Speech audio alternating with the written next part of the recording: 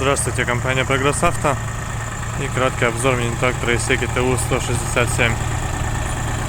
Такой вот тракторочек к нам приехал, полноприводный, компактный, с идеальной резиной. Она, можно сказать, новая, без вообще каких-либо замечаний и нареканий. Здесь у нас двухточечное крепление навесного устройства, дополнительные гидрорегулировки, горизонтального наклона, фреза. Ширину фрезы, к сожалению, не видно. В районе 1,20 м фреза, 1,30 м. Состояние ножей. Остаток достаточно хороший у ножей, но в районе 50-60%, я думаю. Если быть точным, не меньше. Резина с левой стороны также новая. То есть все это прям в идеальном состоянии. Наработка. 781 моточас проработал трактор.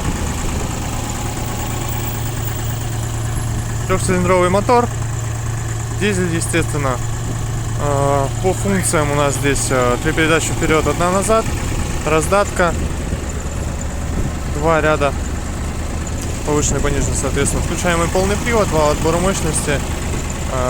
Естественно, здесь у нас все регулировки по гидронаклону фрезы и по работе трактора именно с навесным устройством. По приборной панели все стандартно, то есть здесь у нас такая вот приборная панель, ручной газ, переключатели поворотов, сигнал, фары и так далее. Больше ничего необычного здесь нет. Ну, вот такой тракторочек, очень компактный, с хорошей фрезой, соответственно, и с хорошим набором именно регулировок по навесному устройству, что позволит достаточно точно обработать ваш земельный участок. По работе, я думаю, слышно, что работает достаточно тихо, ровненько,